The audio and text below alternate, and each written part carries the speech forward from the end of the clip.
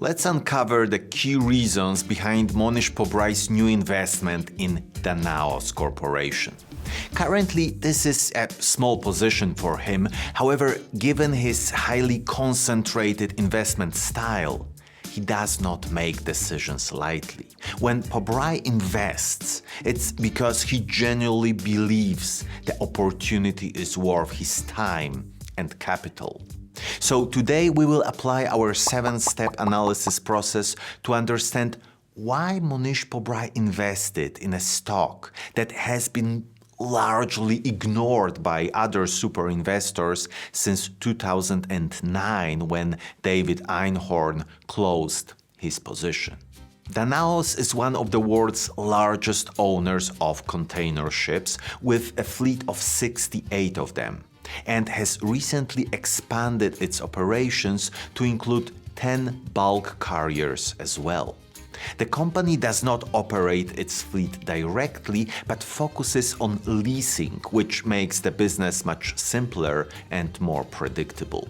Actually, they officially have only 4 full-time employees, with a market cap of $1.6 billion. So, let's take a closer look at it.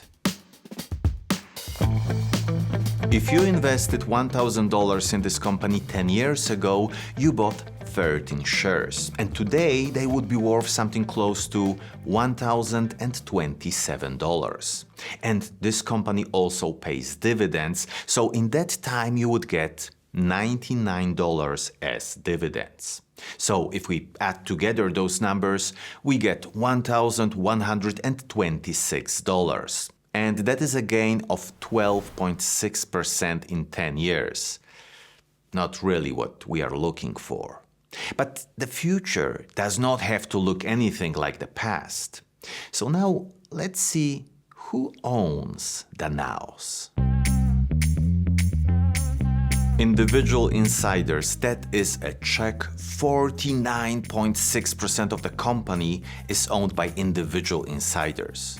The chairman of the company, John Kaustas, owns 48.3%. So even though it is a publicly traded company, it is really controlled by one person. There is a good side to it because he will take good care of the business, and a bad one because if he starts to push the company in a wrong direction, there is no one to stop him. And are individual insiders buying? That is an X. We don't see any transactions from insiders. And do super investors own this company? That is a check with one super investor, and it is, of course, Mohnish Pabrai. Danaos currently makes up only 1.6% of his portfolio, so it is going to be interesting to see what will happen next. Is it a beginning of a buying spree, or will it be just this small bet? And is he buying right now? That is, of course, a check. He just bought Danaos shares last quarter. So let's look at the fundamentals to try to understand why he invested in it. Return on invested capital, that is an X at 4.4% 10-year median returns. And we want to see this number higher than 10%, so that is disappointing. And what do we know about net profit margin? It is a check averaging 66.2% over 5 years, and the industry median is 19.3%. So that is great. It just shows that the business model of not operating the ships but just leasing them to other companies works absolutely great. And now let's take a look at share buyback. It is an X. In the last decade, they issued extra 146%. That looks really bad, but it is not the full story. They are actually buying back shares since 2021. In the last 4 years, they bought back 18.9%. So that, on the other hand, is great. Basically, it all depends on the time frame we are looking at. And the debt, it is an X. It would take just over 2 years to pay the long-term debt with a 5-year average free cash flow. And we want to see it under 2 years, so it is almost there. Even though it is not great, I wouldn't worry about it too much. So that is the financial health of Danaos. And what do we know about its growth? Revenue growth, that is an X at 5.2% 10-year compound annual growth rate. And we would like to see this number higher than 10%, so not impressive. But it is a cyclical industry, so it all depends on the time frame we are looking at. If we were to look at the last 5 years, the result would be 24.9%, so absolutely great. And free cash flow growth, that is an X at 4.8% in the last 10 years, so also not impressive. And what do we know about earnings per share growth? That is a check at 19.8% in the last 10 years. And in the last 5 years, it would be closer to 52%. So it just shows that when it comes to cyclical industries, we have to be very careful when looking at historical growth. And marine transportation companies often pay nice dividends, so let's take a look at that.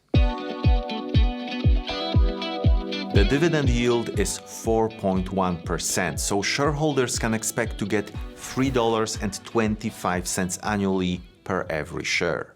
And the payout ratio, that is an X at 10.5%. And we want to see the payout ratio somewhere between 20 and 50%.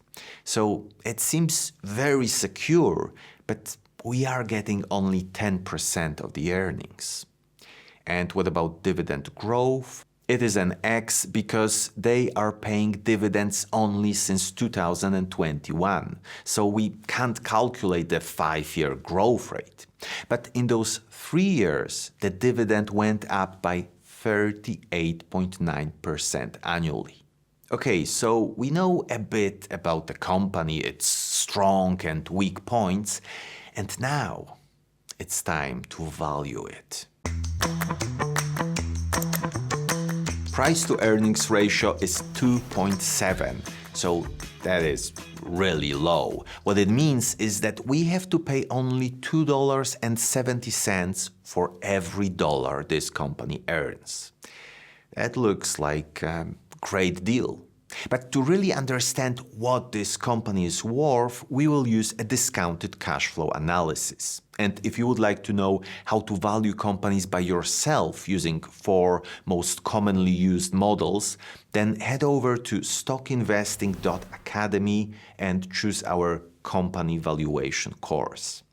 And for this calculation, we will use a 5-year average free cash flow, not the recent one, because if we are dealing with a cyclical industry, we want to average things out to get a more realistic picture of the company. And now we have to make some educated guesses about its growth. So in the low scenario, we will estimate a decline of 3% for the next 5 years and then a 5% decline. In the medium scenario, we will assume no growth for the entire 10 years. And in the high scenario, 2% growth for the first 5 years and then 1% growth. So in the low scenario, we anticipate that not only in the near future, but in the long term, the company will go through some rough times. And in this industry, it is absolutely possible. Medium is showing a story in which they will not grow at all, and the high one is close to the predicted growth of the industry, which is 2.4% annually. So with such estimates, the intrinsic value in the low scenario is $122, in the medium $163, and in the high scenario $184. But we have to always apply a margin of safety to those prices. I use a 30% one. And with such a margin, we get in the low scenario $85, in the medium $114, and in the high one $129. And the current price is around $80. It seems that Danaos is very nicely priced at the moment. But before we make any investment decisions, let's try to put everything we learned into perspective. Danaos is nicely priced. It has some great profit margins. Also, the company benefits from secure multi-year chartering agreements. And its expansion into the dry bulk fleet is expected to boost and diversify its revenues. But on the other hand, it's a cyclical company, and when new container ships will enter the market from different companies, that could lead to lower charter rates. And that means lower income for Danaos. When we look at dry bulk market that this company is entering, it is highly sensitive to fuel prices. So any increase could impact the cost structure and profitability.